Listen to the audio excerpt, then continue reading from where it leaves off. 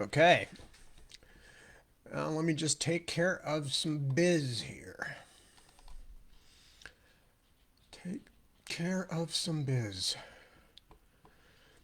As I explained last week, that's the reason I'm always sitting around here for a minute or so at the beginning of the show, the beginning of the reading, whatever you want to call it. It's because I'm posting URLs on my other social media accounts.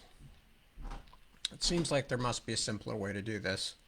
I'm sure I'm going about it in some Age of Steam version. Okay, let's kill that for now. Okay. And what do we need? And there we go. See, and I have to switch profiles when I used to be able to just link directly to my other account on Facebook. But no, that was too easy. Right, Mr. Zuckerberg, that was too easy. I was enjoying myself too much. Okay. But they fixed me. They fixed me.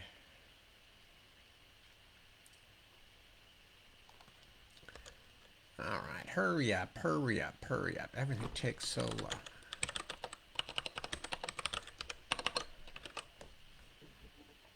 All right.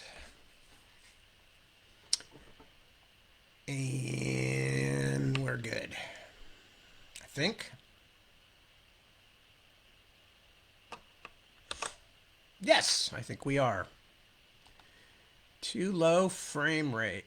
Stop it! Go away! Nobody cares. Frame rate too low. My frame rates are fine, damn it! Get off my lawn! Anyway, hello, good evening. It's Tad. It's only when I have the camera on me that I suddenly notice that I am look disheveled and my beard is raggedy. Raggedy, raggedy, and disheveled.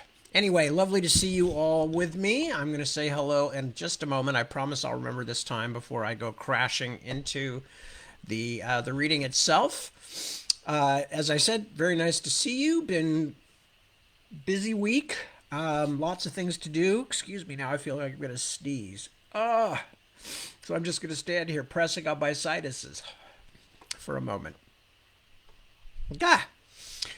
Unfortunately, my office here is awash in cat dander because the cat lives down here full time. I work down here quite a lot.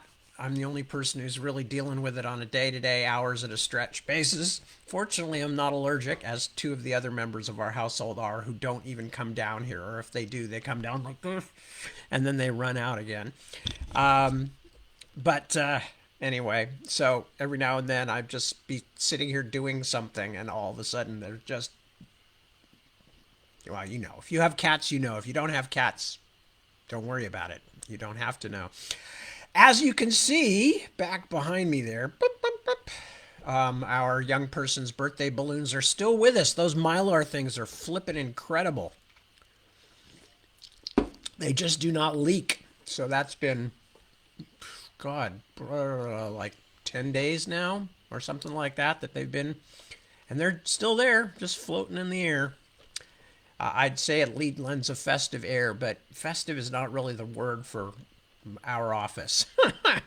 My office primarily, because Deb does most of her work upstairs. I would say instead of festive, chaotic. And you guys are seeing the clean part relatively, except for all the gazebo cushions piled up and of course, the extraneous birthday balloons and little bits of cat litter sitting down in the corner there. Fortunately, not used cat litter, boxes of cat litter. And of course, Coco, the gorilla. Whoops, no, that way. This always screws me up. Coco, the gorilla, sitting behind me, wearing her bowler hat.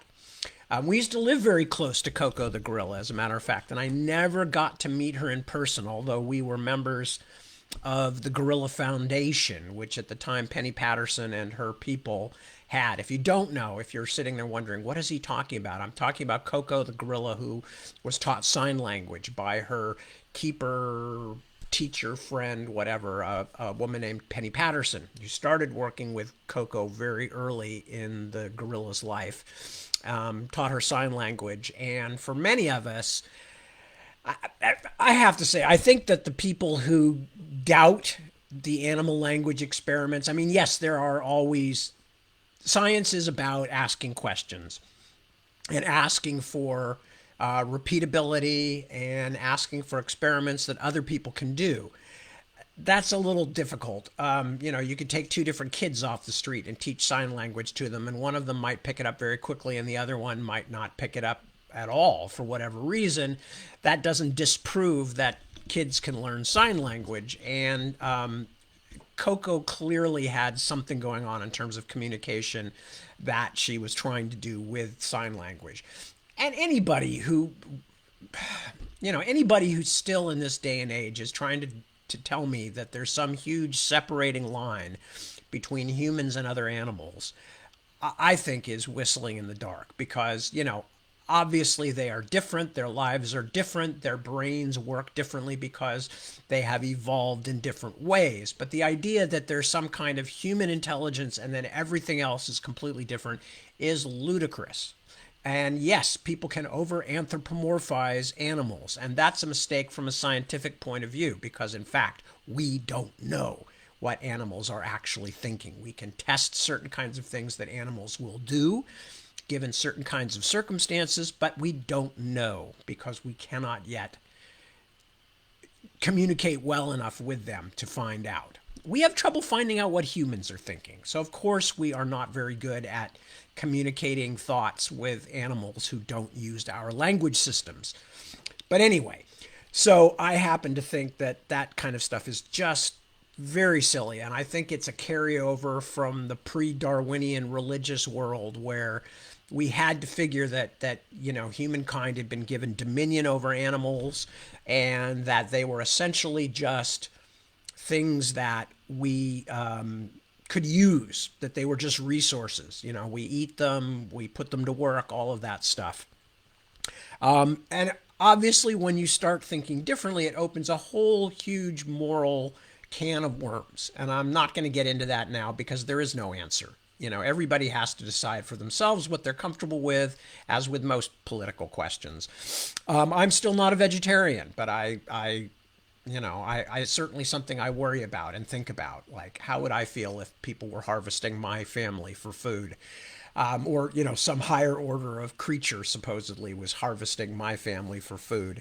Then again, we also know that plants are a lot more complicated than we used to think they were, that they communicate, that they have bonds, even if they're, quote, chemical bonds, that they have chemical bonds with their own offspring and things like that. Trees are very complicated organisms, and working in connection or in tandem with the different fungi, they make very complex webs of interaction.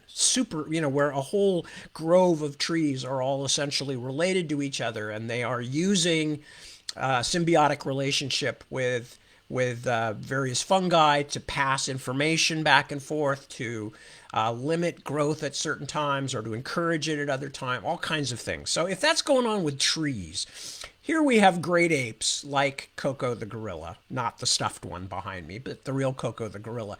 We have great apes who are as near as damn it to us. I mean, I think we have 98, 99% DNA, the same with chimpanzees, and gorillas can't be a whole lot different.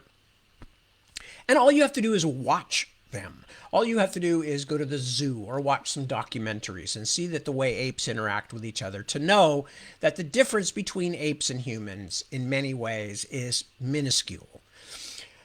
There are differences, and what's fascinating is what differences sprung us off on the course that we humans have been on, which is not entirely good because we are currently devouring the resources of our only planet faster than they can replenish themselves in many cases.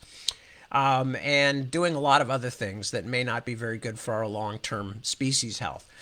But again, putting that aside, I don't honestly see how anybody, especially just people who live with animals, and we have dogs, cats, a snake.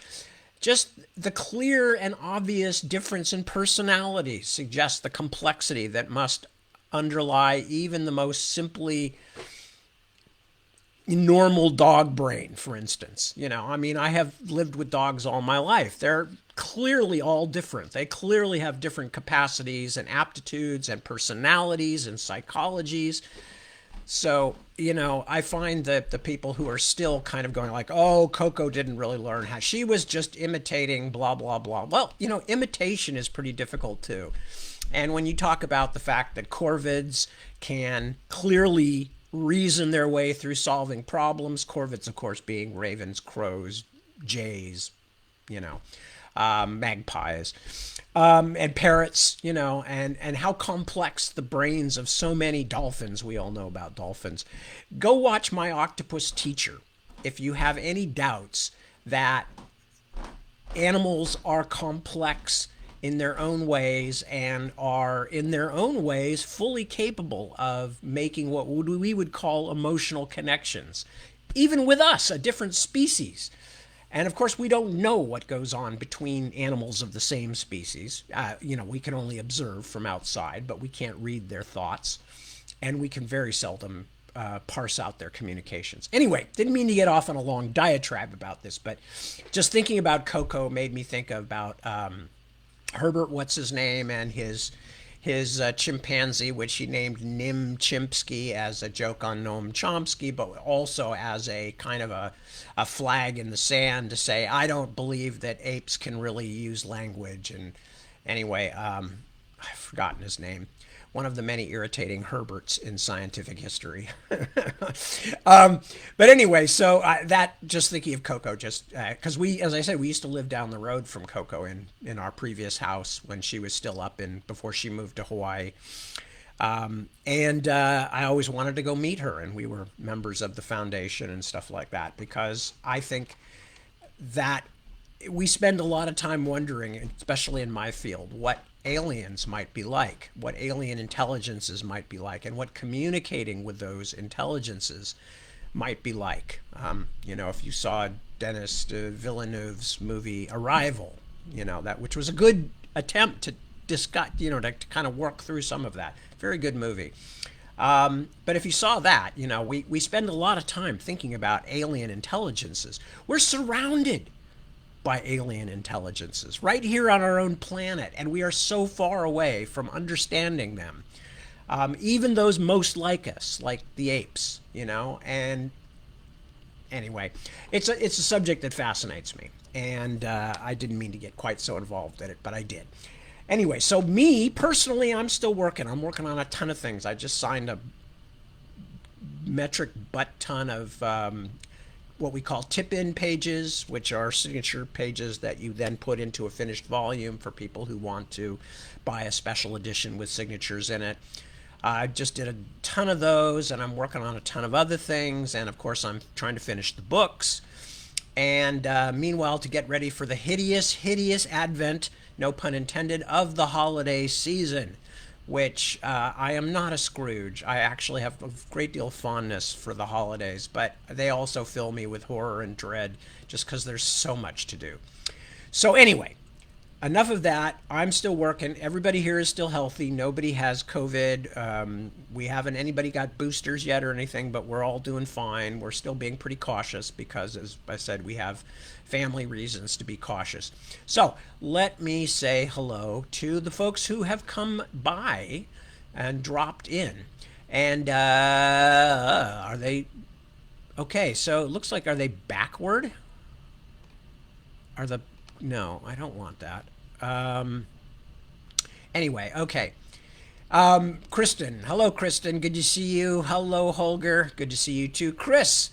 Yes, I think we're going to wind up on YouTube. And yes, I have seen it. There's actually nothing more horrifying, Chris, I have to say, than, because I flick around on YouTube a lot at night because we get it now as a TV channel, so I can lie in bed and watch weird things about obscure bands, or as I mentioned, I think last week, about terrariums and other stuff, and kind of soothe my brain. But then I'll be like sitting there, looking through different, things that are available to me, and all of a sudden there'll be my own horrifying aged face just peering out of the screen at me, usually doing something like this. And it's, of course, one of the readings that you have very kindly posted. And I'm very grateful for that, but it just terrifies the hell out of me every time. I'm going, oh my God, that's what people see if they ever make the mistake of putting my name into the thing, they see my face just like that. Oh God. Anyway, but I do appreciate it. And we probably will move this operation over to YouTube at some point. Jerry, what up with you? Jessica, hello, Jessica. Suzanne, don't look disheveled. I don't look disheveled in not in the normal sense, but disheveled in the sense of like my beard being all scridgely. Scridgely is really a word, I swear it is. Julian, hello, good to see you. And Jeremy, good morning as always, or good evening in our case, or whatever it is, because Jeremy's on the West Coast like I am. Ilva, stupid video hiccups? Maybe. As I said, I don't know what's going on with these things. Holger, I think I said hello already. James, hello. Suzanne, good to see you too. Wouter, yes. Bit of delay to build a buffer or some hiccups. Oh, yeah. Okay, that might be it. The internet line. Okay, Alan. Hello, Alan. Good to see you. Who else have we got? Matt. Matt is volunteering his family to be eaten. That is very kind of you, and Jonathan Swift is looking down on you fondly from heaven or wherever he is.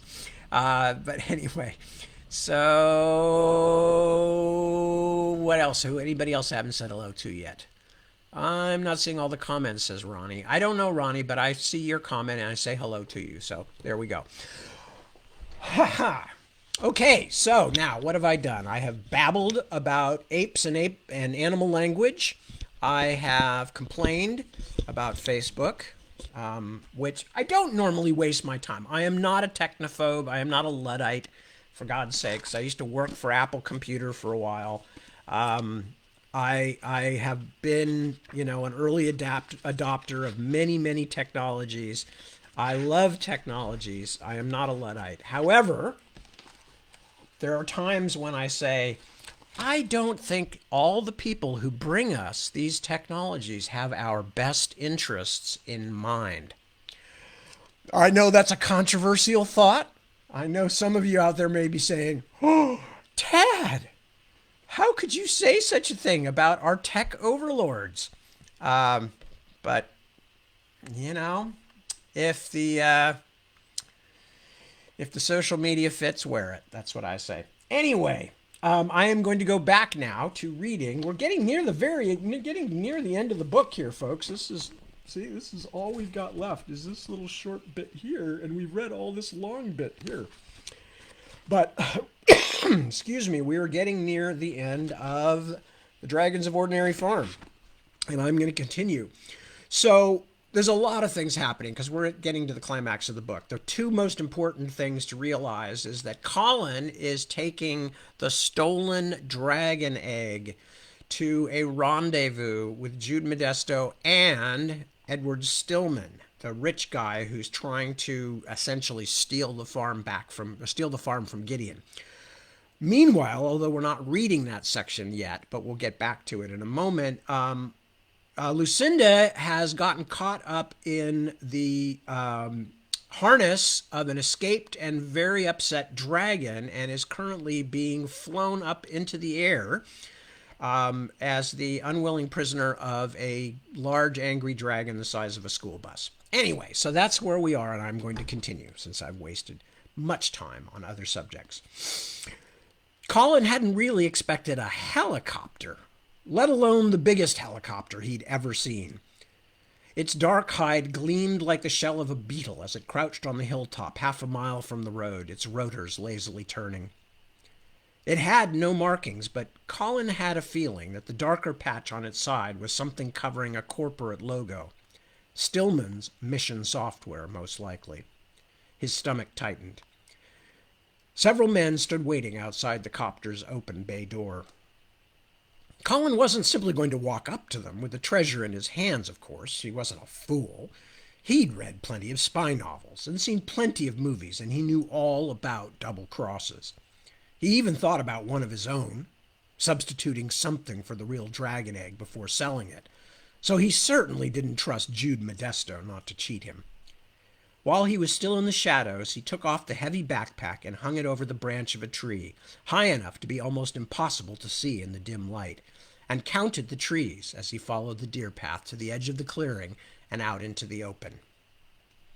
"You're late," said Jude Modesto. The fat man was trying to sound like an important fellow who'd been kept waiting, but he wasn't very convincing. Stillman and his two bodyguards stood by the copter, the same two huge men who were only a couple of bad haircuts and two pairs of lycra shorts away from looking like professional wrestlers. "You changed the meeting time," Colin said flatly. "It wasn't easy for me to rearrange things." Unlike Modesto, Colin knew that the less emotion you put into your voice, the less you had to worry about giving away how you really felt, which, in his case, was nervous. He'd just noticed that both of the bodyguards were wearing holsters over their dark shirts, holsters with guns in them.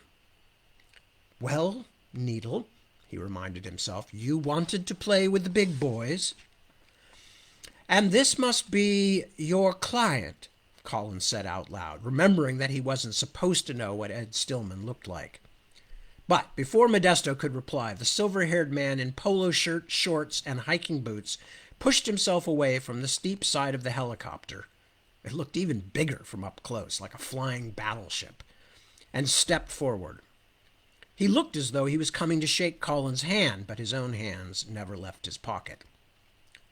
"And this must be the enterprising young man you told me about, Jude," said Stillman.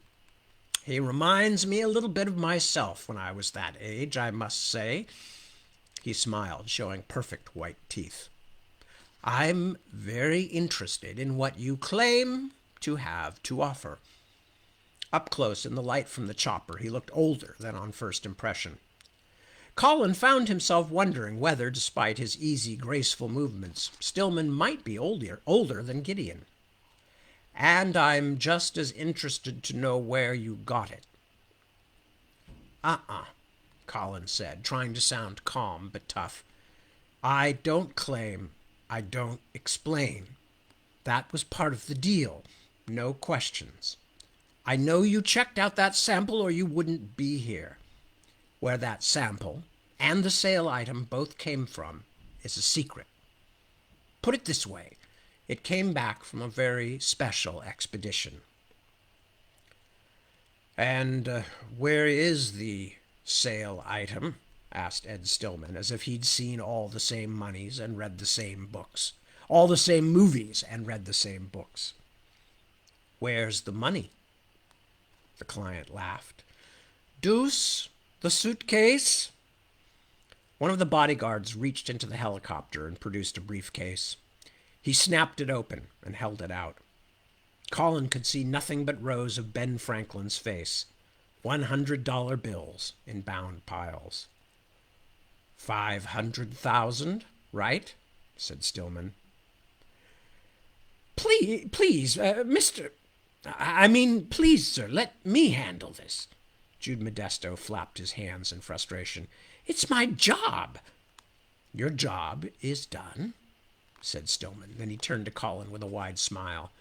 "So, do we have a deal? You can count the money if you want." Colin reached out and lifted up a bundle at random, fanned it as he'd seen in many films, then put it down and tested another. His heart was beating so fast he thought he might not be able to speak, so at first he just nodded. "Looks fine," he said at last, gruffly. "Then take it." "Where's my sale item?" "I'll go get it." Colin closed the briefcase, gripped its handle tight, and started toward the trees. "I'm not going to run off with the money," he told Stillman. "I promise." The man in the polo shirt laughed again as if this was turning out to be far more entertaining and enjoyable than he'd ever hoped. "No tricks, then? All right. I'm glad to hear it. And if you give me what's promised, you'll get to keep that suitcase and the money in it. After all, that's how men like us do business." Colin hurried to the trees, trying to remember if he'd done everything right. He'd held back the egg until he'd seen the money. He'd checked the briefcase to make sure it wasn't just a few real bills on top of bundles of cut-up newspaper or something. And here it was in his hands. $500,000. All he had to do now was get the money into the bank. He wasn't sure how he was going to explain it to his mother and Gideon when he suddenly produced enough money to save the farm, but he didn't have to come up with an explanation right away. He could always claim he'd won the lottery. His mother might not believe it, but she'd know better than to start making a fuss about it, and Gideon would be too grateful to ask many questions. "Take that, Jenkins kids," he thought as he counted his way to the tree where the backpack hung. "One in the eye for you, eh?" Maybe he'd even let them come visit sometimes once Gideon was gone and the farm was his. After all, it was better to keep your enemies close and quiet. Tyler and Lucinda Jenkins were now part of a very elite group, the tiny number of people who knew the important secrets of Ordinary Farm. Well, knew some of the important secrets. Colin grinned. He almost left the briefcase with the money in it back in the trees, but couldn't bear to think of it being out of his hands that long. Instead, he dangled it awkwardly from his fingers as he struggled to carry it and the heavy backpack to the helicopter. "Here it is," he said as he reached Stillman, who took the egg from him. The helicopter's blades were turning a little less lazily now, as if the great crouching thing were waking up. Stillman looked inside the backpack. "Good," he said. "Now, get in." Colin stood waiting for Modesto and the client's bodyguards to do as their boss had ordered, then realized that the billionaire in the khaki shorts was looking at him. The smile was still there, but it didn't come close to reaching the man's eyes. "I said, get in." "What are you talking about?" Colin took a few steps back, but a huge hand curled around his bicep. One of the bodyguards had moved in behind him. "What's going on?" "We're going on," said the billionaire, "and you're coming with us.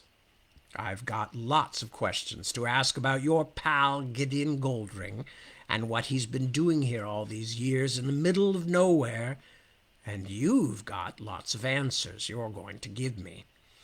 Stillman chuckled and patted the side of the helicopter. "Besides, wouldn't you like to ride on this baby, Colin? It's a LePage S99, you know, top of the line. They make basically the same model for the military. You've heard of a Thunderbird gunship, haven't you?" "But you said no tricks." The billionaire rolled his eyes. "Come now, Colin, you're a big boy. What kind of crap is that? No tricks. Since when do people dealing in illegally smuggled dinosaur eggs, and of an undiscovered saurian to boot, since when do people doing things like that trust each other? Give me a break. Haven't you ever heard the old saying, there's no honor among thieves? But you're a businessman." "I take back what I said earlier. You don't remind me of myself at all. I don't think I was ever that naive, even when I was in elementary school." Jude Modesto came forward, his face beaded with sweat that gleamed in the light spilling from the helicopter's interior. "Sir, you never said anything about this. This is kidnapping." "Only if our friend here wants to file charges. But I'm betting that one way or another he won't. Either he'll like the deal I'm going to offer him, and it's a good deal, one where he'll get to keep at least that $500,000, or something will happen to him and no one will ever find out where he went. Make sense?" He nodded to the man behind Colin. "Let's go." The briefcase was taken gently from his hand, then Colin Needle was shoved, stumbling, toward the open door of the helicopter. Chapter 28. Let me see if I can get that. It's really hard to hold this long enough to get it. Chapter 28. Hot Wings. It might have been an interesting sight in another place and time. The rolling hills at the edge of Standard Valley laid out in blanket folds, glowing gray in the moonlight and rushing away beneath her like the current of a river. As it was, though, she was dangling upside down, held only by the ankle on the shredded restraint straps of a dragon, and whipped by the speed of their passage like a spider in a gale. So Lucinda was too busy screaming to appreciate the view. "Go down! Go down, Meseret! Put me down!" But all that came back from the dragon was a jumble of heated, dark thoughts, storm clouds full of lightning, anger and fear, and something deeper Lucinda could not put a name to, especially not when she was spinning and swinging 200 feet above certain death. The dragon banked down, clearing a stand of trees by so little that Lucinda felt the topmost branches whip past her head, then leveled out, following the curve of the land as she headed toward the far side of Standard Valley. If it was Colin she was after, if he actually had Meseret's egg, then the boy was as good as dead. Many thousands of pounds of dragon were going to drop on him like an eagle on a field mouse, if Meseret didn't just burn him to ashes first. Now that they were flying more steadily, Lucinda finally stopped swinging like a yo-yo. She grabbed the strap around her ankle and tried to pull herself up, but at first she could not even get her head up to the height of her own knee. All those horrible exercises in gym class, knotted ropes and obstacle courses, why hadn't she worked at them harder? All those times she'd run to the wall, clambered up a few feet, then slid down to the ground and walked away, ignoring her gym teacher shouting that she knew Lucinda could do better if she only tried. But this time, she was going to die if she didn't make it. Her foot was going to come loose and she'd fall, or she'd get her head smashed into a tree, or perhaps worst of all, get dragged 100 yards across rocks and brambles when the dragon finally landed. And then what? Colin incinerated. Not that he was blameless, but still. Tyler and Stephen stuck in the mirror, wherever that might lead, and the Carrillo girls helplessly waiting. Their mother receiving a phone call from someone, probably Mrs. Needle.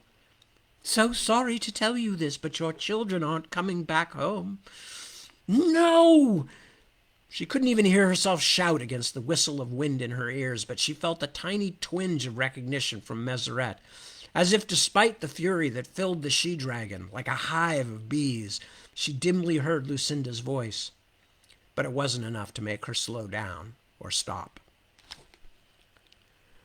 Lucinda grabbed at her ankle again and began to pull herself upright.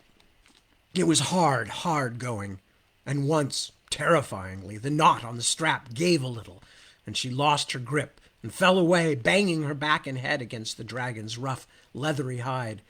But the tangle tightened again and held.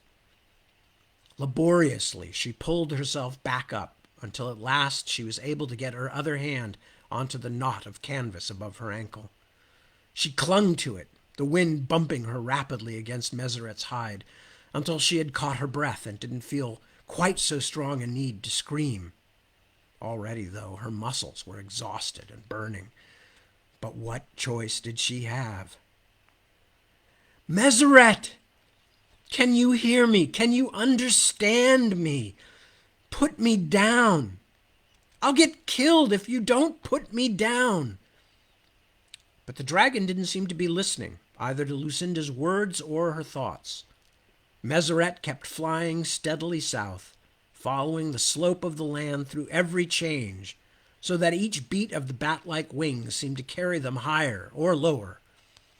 Lucinda clenched her teeth until her ears rang and began to pull herself up. Her gym teacher would never have recognized her. First one hand, then the other on top of it. Pull up a few inches, then change hands.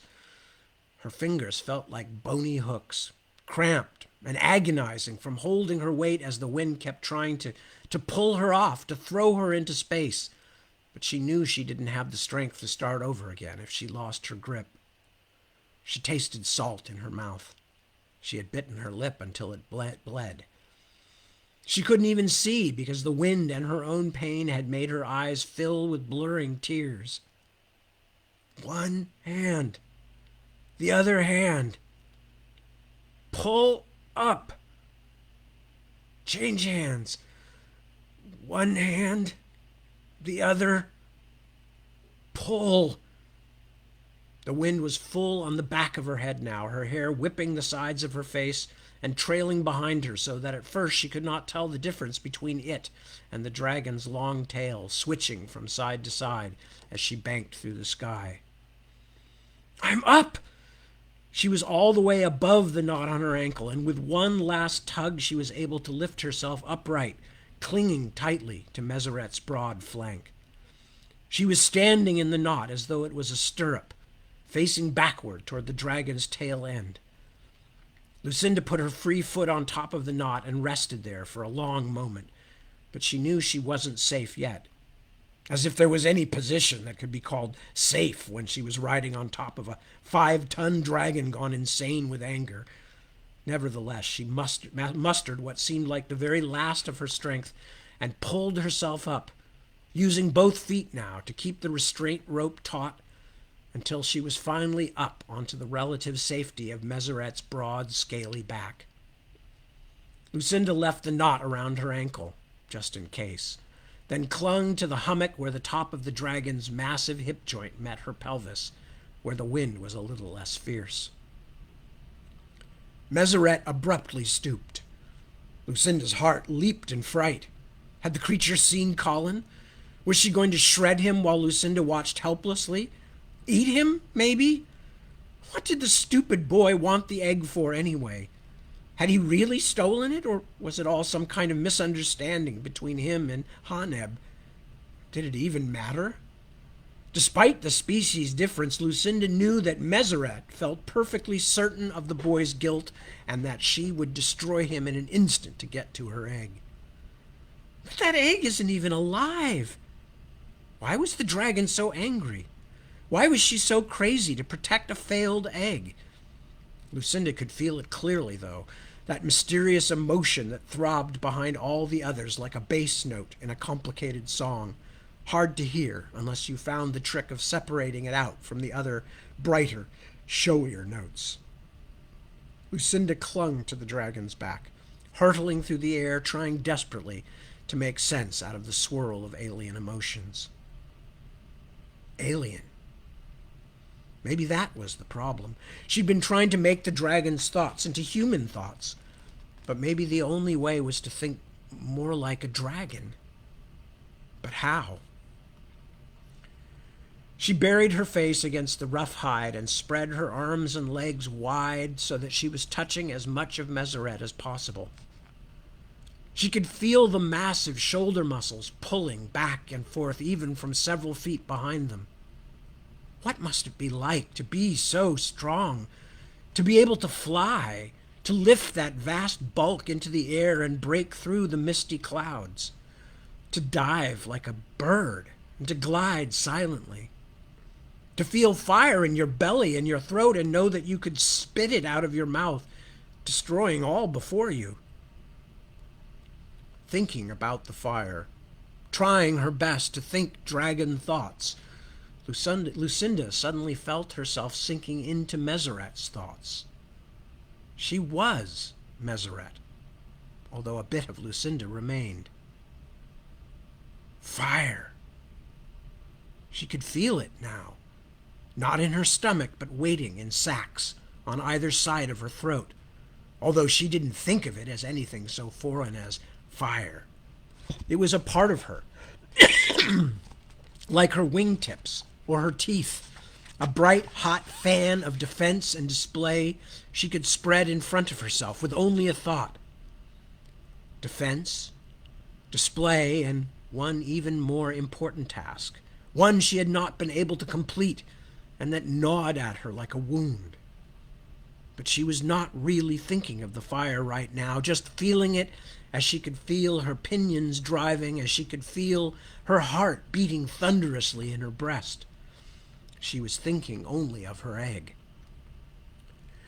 Her eyes roved over the landscape, looking for anything. She saw figures moving, ant-like pale blobs scurrying below, the heat of their existence as plain as the light of the stars overhead. She stooped, anger rushing up inside her again. Lucinda was startled back into her own thoughts by the steepness of the dive, the finality of the intent. "No!" she screamed. "No, don't!" But Lucinda's objections, her piping human voice, meant nothing. It was Meseret herself who realized that the running shapes beneath her had nothing to do with her lost offspring. She could smell their egglessness from hundreds of feet above them. She abruptly lost interest and banked upward. They did not have what she was seeking.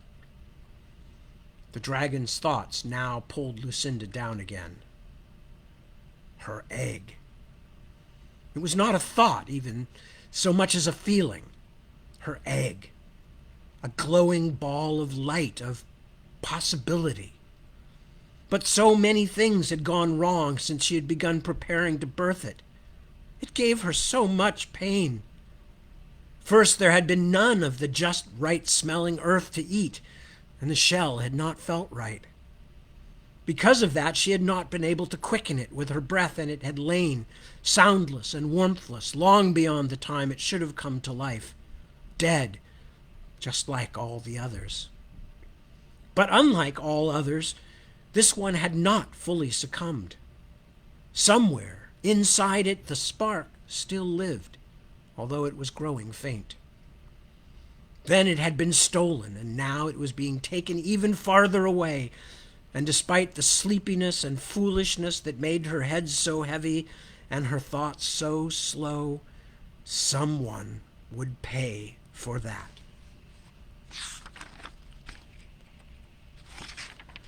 A joyful fantasy of shredding human flesh like lettuce, tearing and throwing and swallowing, made Lucinda shudder back into her own thoughts. I felt her.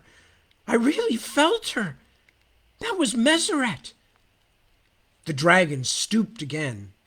Something stood on the ground in the near distance, something bigger than any of the two-legged rat monkeys, something much bigger.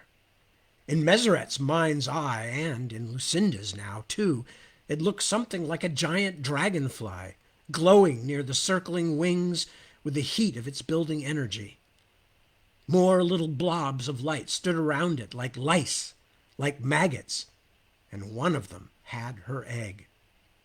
All the rat monkeys that held her and restrained her, and now that had stolen from her. Meseret hated them with a bright, white, hot hatred.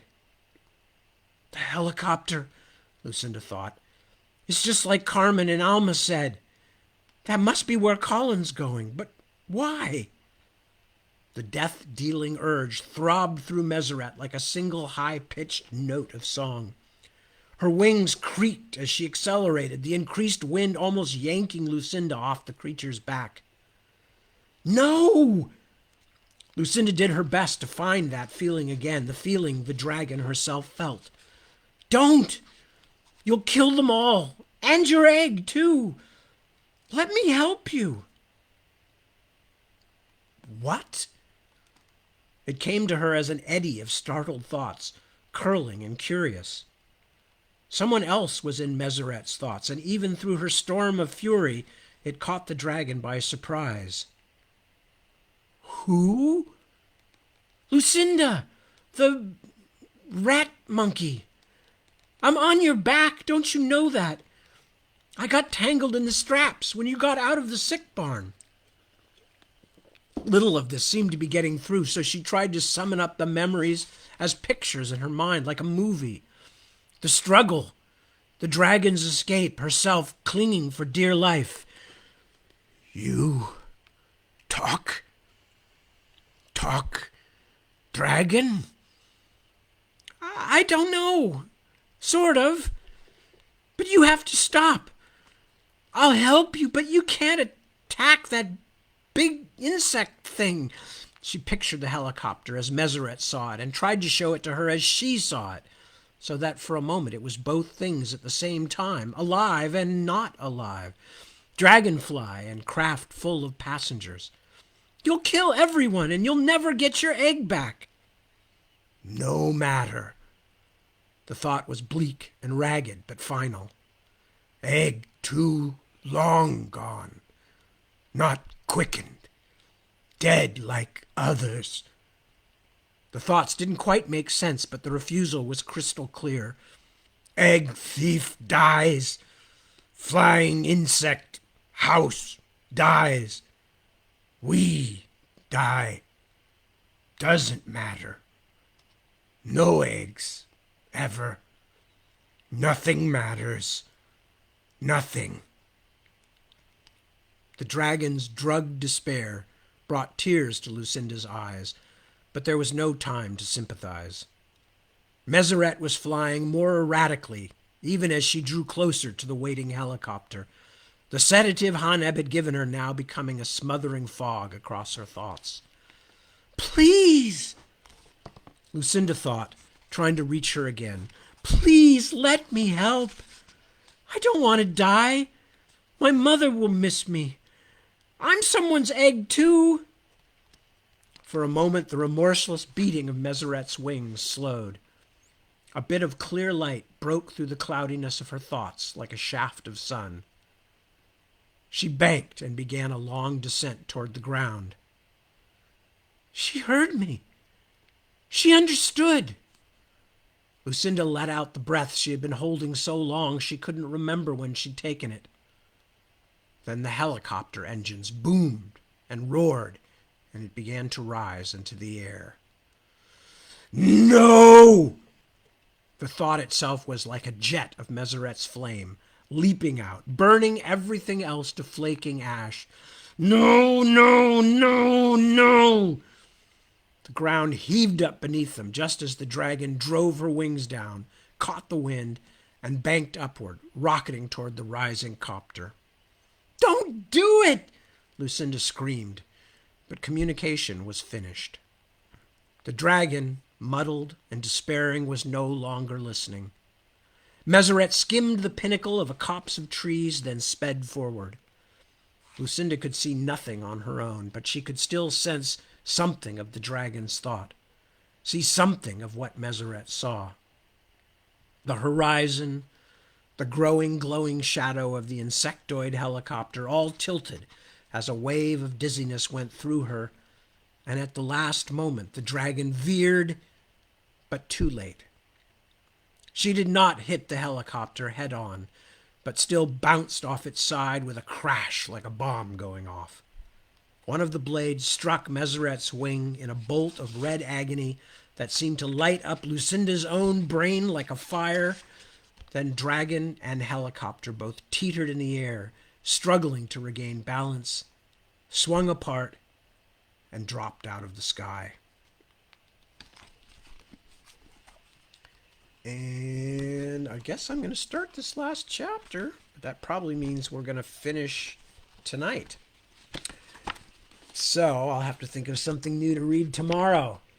Chapter 29, The Devil's Bargain. Why are we running? Asked Steve Carrillo, struggling for breath. I'm tired of running. I've been running and hiding for days. Tyler stopped to let them all catch their breath.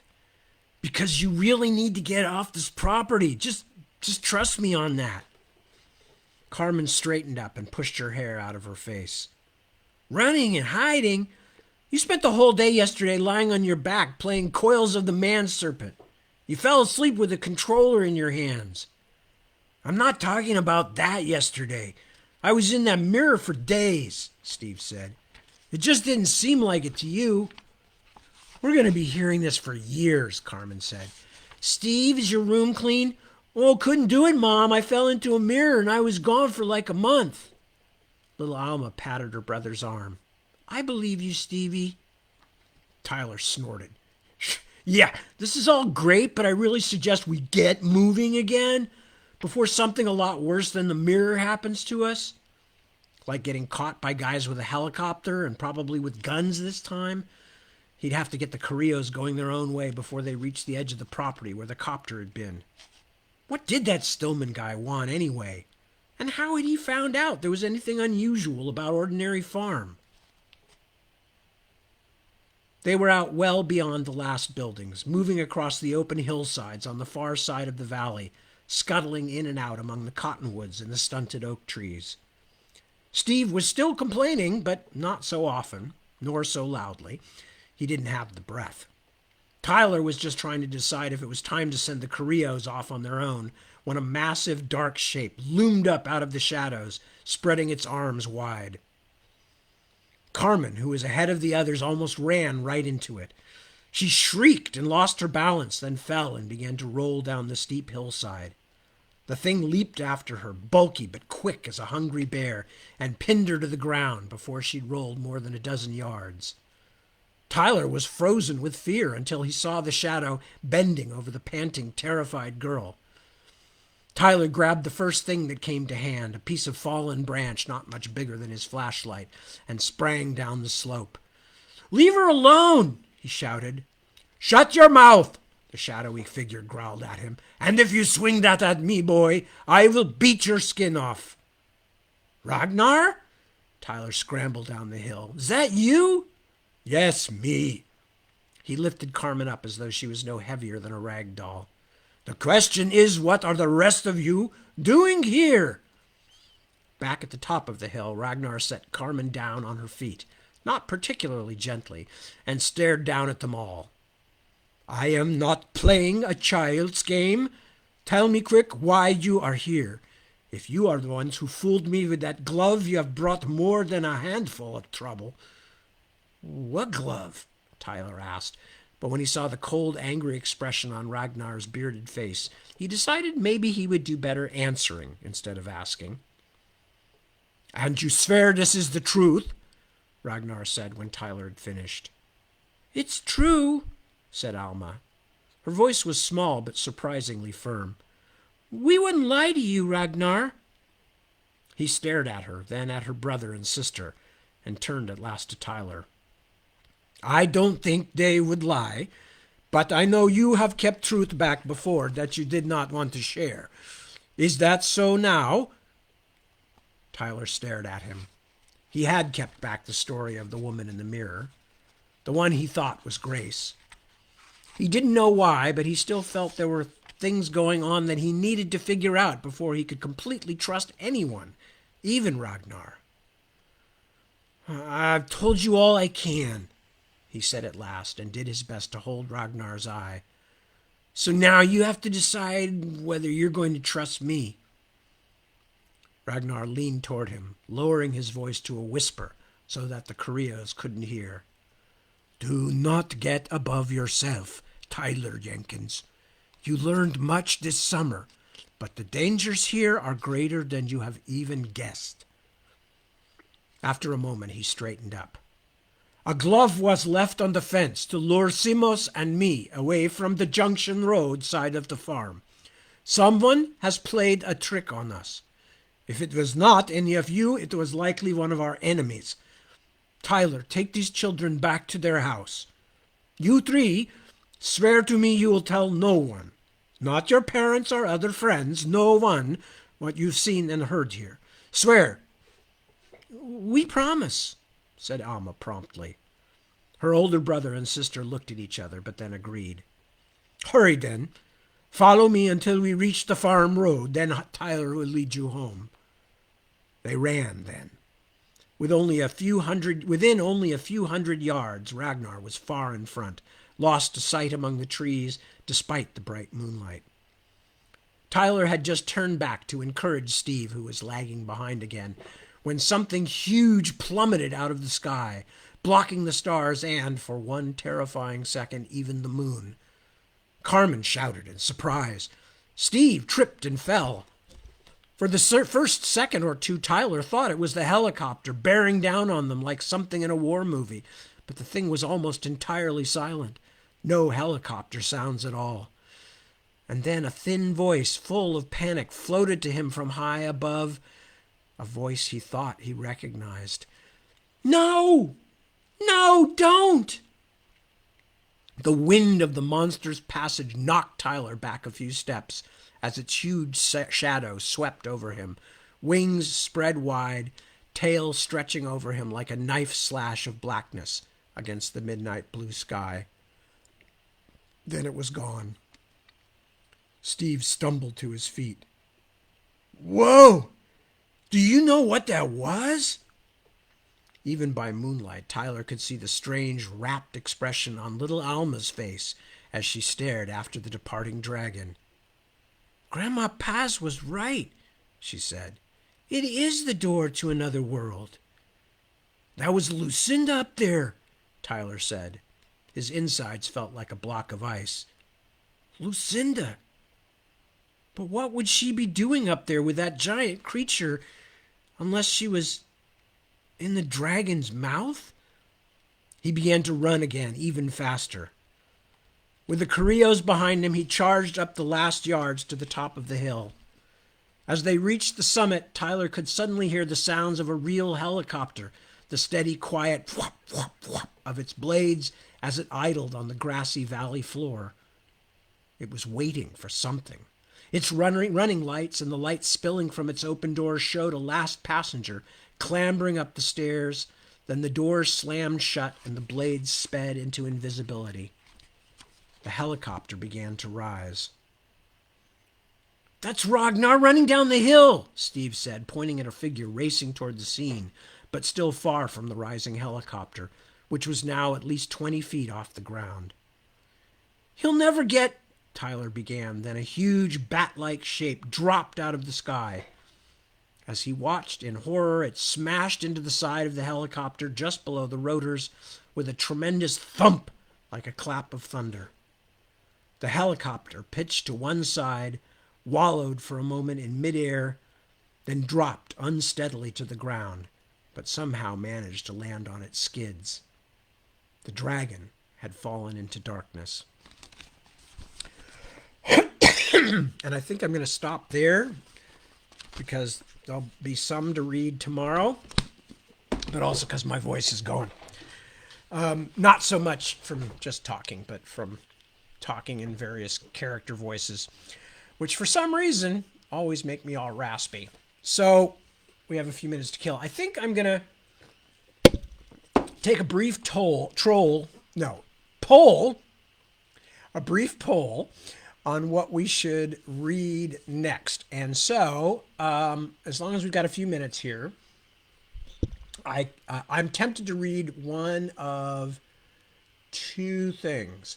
I'm not going to read any Ostenard right at the moment because I'm so deep into Ostenard, and I still have so many weeks worth of work ahead of me where I will be living, breathing, swimming in Ostenard that I don't really want to read any of it at the moment. So I would ask you to let me know between two choices. I can either read, because we're going to finish this up clearly tomorrow, or today, but at 7 p.m.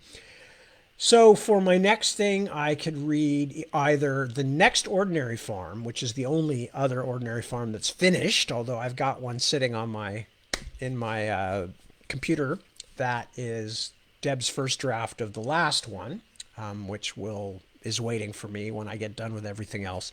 Or, now that I think of it, I could read the first Otherland book, because I've been having to go through Otherland for some various reasons. So I could start with the first Otherland book, which might be fun, although God knows I'd be reading a lot of accents again. Or I'd be faking my way through lots of accents again. But I think probably pretty much anything of mine that I read is going to be full of accents because I have this strange habit of wanting to have so many characters from so many different parts of whatever world that I'm working with. So, with those two as a possibility, which is either the Secrets of Ordinary Farm or the first Otherland book. So Secrets of Ordinary Farm, City of Golden Shadow. Why don't you let me know what you'd like me to read? If Secrets of Ordinary Farm, I'll probably finish it in another few weeks, just like we did with Dragons of Ordinary Farm. Otherland probably will carry us through well into the new year and the dawning of 2022. So that's two possibilities for now, and let me know on the comments if you have a preference, or you can also just start a separate conversation on one of my social media pages, and I will take that into account as well, since I probably won't have to decide until a week from tonight.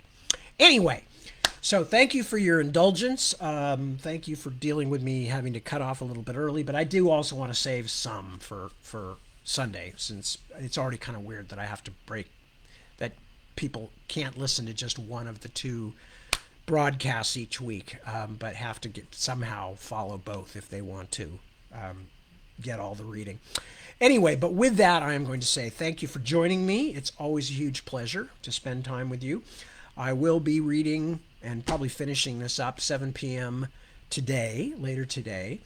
And I would like to hear from you what you'd like to hear next. I mean, feel free to make another suggestion if you can think of something. As I said, I'd prefer not to do Ostenard right now because I have been up to the top of my shiny little head in Ostenard since 2014 now, which is when I started planning the Witchwood Crown and the whole thing, the current thing that I'm going to be finishing up in the next few months. So would prefer not to do that. But I'm open to anything else, and it doesn't even have to be anything of mine if it's something that I can read without violating anybody's copyright. But please let me know. But as I said, the two obvious ones to me are either to read the second Ordinary Farm or to start the Otherland series and read City of Golden Shadow. Anyway, so that's it from me. Thank you. Take good care of yourselves. Take good care of your friends, loved ones, neighbors, everybody who needs it. I will do my best on my end to take care of those around me, and we will all meet back here, or at least those who wish to will meet with me here 7 p.m. And the rest of you can meet me back here next week, same TAD time, same TAD channel,